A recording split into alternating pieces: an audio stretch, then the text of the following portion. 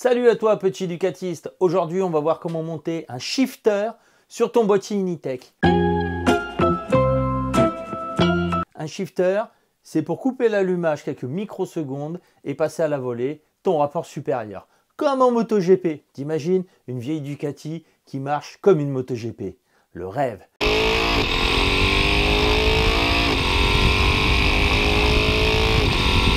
Donc là, le capteur ici, c'est celui-là que tu trouves chez Initech, chez DevMoto et en fait tu peux prendre ce que tu veux.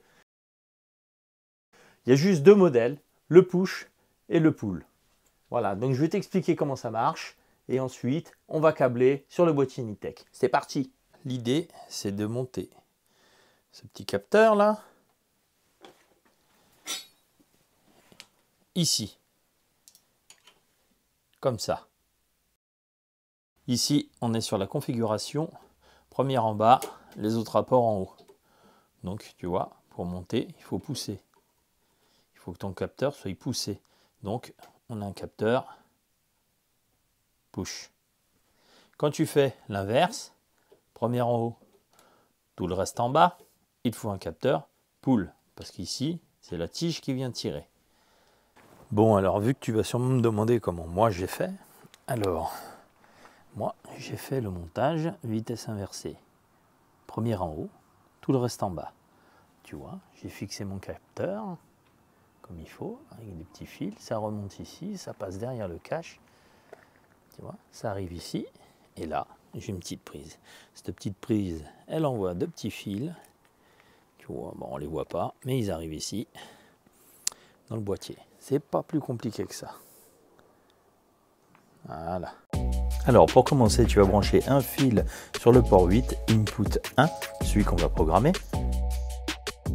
Voilà, sur ton petit boîtier, tu vois, ici.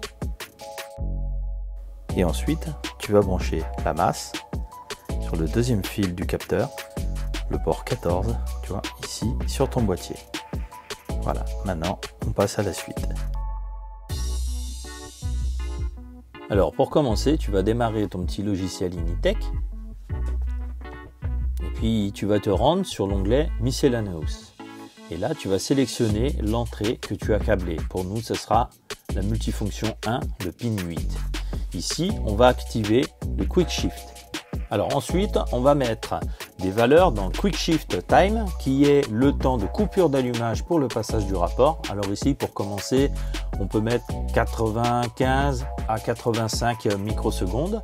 Ensuite, Quick Shift Delay, c'est le délai entre le passage de deux rapports pour ne pas casser la boîte en fait, hein, pas passer trop de rapports trop vite. Et là, on met 500 microsecondes, ça suffira. Ensuite, on clique sur programmer pour programmer le boîtier.